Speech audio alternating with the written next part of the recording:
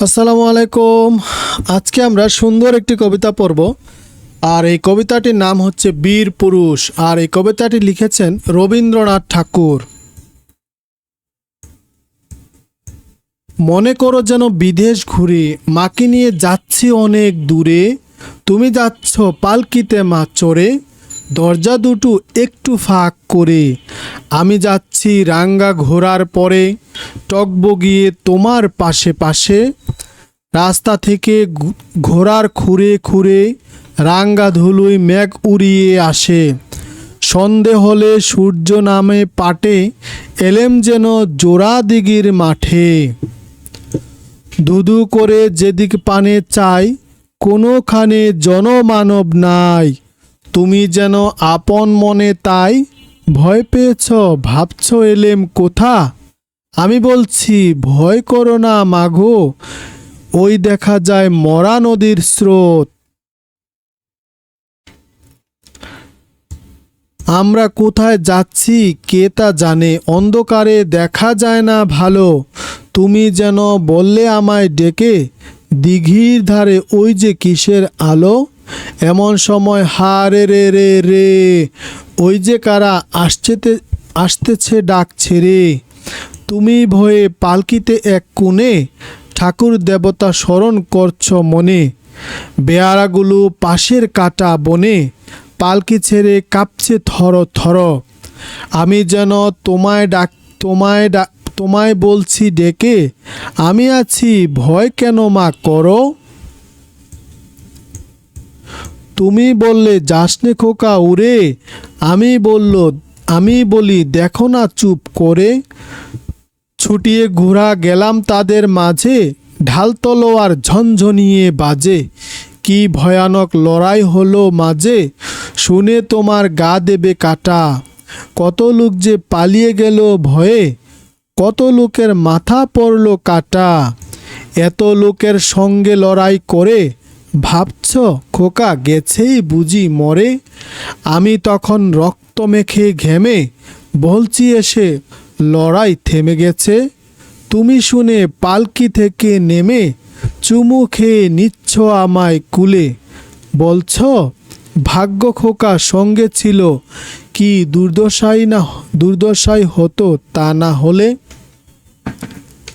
তো এটার যে আসলে সারমর্মটি হচ্ছে, শিশুরা কল্পনা করতে ভালোবাসে। এই কবিতাটিতে তেমনি এক ছোট্ট শিশুর কল্পনাতে সে মায়ের সঙ্গে দূর দেশে যায়। পরে সে ডাকাতদের মোকাবেলা করে বীরের মতো লড়াই করে মাকে সে রক্ষা করে। তো আর আমরা এই কবিতাটা যদি একটু ছোট্ট করে আমরা যদি শুনতে চাই, অর্থাৎ এটার মনে করো যেন বিদেশ ঘুরে মাকে নিয়ে যাচ্ছি অনেক দূরে। অর্থাৎ এটা কল্পনা করছে যে আমরা মাকে নিয়ে অনেক দূরে যাচ্ছি, তুমি যাচ্ছ পালকিতে মা চড়ে। অর্থাৎ মা এরকম একটা ছোট্ট পালকিতে চড়ে, যে এটা হচ্ছে পালকিতে চড়ে মাকে নিয়ে যাওয়া হচ্ছে। দরজা দুটো একটু ফাঁক করে, অর্থাৎ এই যে পালকির যে মাঝখানে দরজাটা একটু ফাঁক করে বসে থাকে, যেন পালকির ভিতরে যে বসে সে যেন দেখতে পারে। আমি যাচ্ছি রাঙ্গা ঘোড়ার পরে, এই যে আমি রাঙ্গা মানে লাল একটা ঘোড়ার উপর পরে আমি তোমার পাশে পাশে যাচ্ছি। রাস্তা থেকে ঘোড়ার খুঁড়ে খুঁড়ে রাঙ্গা ধুলে মেঘ উড়িয়ে আসে। অর্থাৎ ঘোড়া যে চলার সময় যে বালু বাতাস এগুলো কিন্তু ধুলায় চলে আসে। সন্ধে হলে সূর্য নামে পটে, এলেম যেন জোড়া দিঘির মাঠে। সন্ধ্যা হয়ে আসছে, তখন একটা জোড়া দিঘির মাঠে এসে পড়লাম। ধুধু করে যেদিকে পানে চাই, অর্থাৎ আমি যেদিকে চাই সেদিকে কোনো জনমানব নাই। অর্থাৎ জনমানব মানে কোনো মানুষই নাই। তুমি যেন আপন মনে তাই, ভয় পেয়েছ ভাবছো এলেম কোথা। অর্থাৎ মা তুমি হয়তো ভাবছো যে তুমি কোথায় আসছো, তুমি একা একা। আমি বলছি ভয় করো না মাগো, ওই যে দেখা যায় মরা নদীর স্রোত। অর্থাৎ আমি মাকে সাহস দিচ্ছি, মা তুমি ভয় করো না, ওই যে নদী আছে, নদীর স্রোত দেখা যাচ্ছে। আমরা কোথায় যাচ্ছি কে তা জানি, অর্থাৎ অন্ধকারে দেখা যায় না ভালো। অর্থাৎ অন্ধকার হয়ে গেছে, আমরা যে কোথায় যাচ্ছি সেটা কিন্তু আসলে দেখা যাচ্ছে না। তুমি যেন বললে আমায় ডেকে, দিঘির ধারে ওই যে কিসের আলো। মানে মা আমাকে কল্পনাতে বলছে এই যে কিসের আলো, ওই যে ওই পাশে দিঘি রয়েছে, দিঘির মধ্যে কিসের আলো। এমন সময় হা রে রে রে রে, ওই যে কারা আসতেছে ডাক ছেড়ে। অর্থাৎ এমন সময় যেমন ডাকাত দল পড়েছে, ডাকাত দল হারে রে করে ওদের দিকে তেড়ে আসছে। তুমি ভয়ে পালকিতে এক কোণে ঠাকুর দেবতা স্মরণ করছ মনে। অর্থাৎ মা ভয়ে, ডাকাতদের ভয়ে এই পালকির মধ্যে এক কোণার মধ্যে বসে বসে ঠাকুর দেবতার স্মরণ করছে রক্ষা করার জন্য। বেহারাগুলো পাশের কাটা বনে পালকি ছেড়ে কাঁপছে যে। এই যে বেহারা কারা? যারা হচ্ছে পালকি, এই যে বেহারা কারা? বেহারা হচ্ছে এই যে এরা যারা পালকি নিয়ে যায়, এদেরকে বলা হয় বেহারা। এই ডাকাত যখন আসছে, বেহারাগুলো এই ভয়ে ওরা পাশের কাটা বনে গিয়ে লুকিয়ে পড়ল।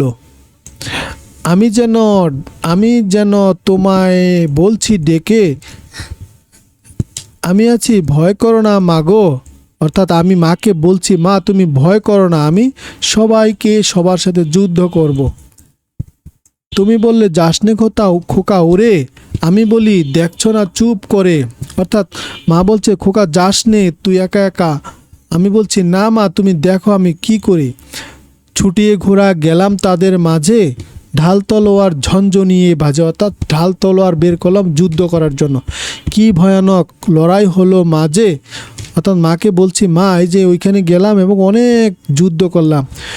শুনে তোমার গায়ে দেবে কাটা, তোমার কাটা দিয়ে যাবে তুমি যদি শুনো। কত লোক যে পালিয়ে গেল ভয়ে, কত লোকের মাথা পড়লো কাটা। অর্থাৎ যুদ্ধ করলাম এবং অনেক লোকের মাথা, এই যে অনেক লোক মারা পড়লো, তাদের মাথা কাটা পড়লো। এত লোকের সঙ্গে করে লড়াই, ভাবছো খোকা গেলেই বুঝি মরে। অর্থাৎ আমি এতজনের সঙ্গে যুদ্ধ করছি, তুমি ভাবছো আমি বসে মারাই গিয়েছি কিনা। আমি তখন রক্ত মেখে ঘেমে বলছি সে লড়াই থেমে গেছে। অর্থাৎ আমি এখন যুদ্ধ করেছি, যুদ্ধে আমার শরীরে পুরো রক্তাক্ত। মাকে বলছি, মা যুদ্ধ কিন্তু থেমে গেছে।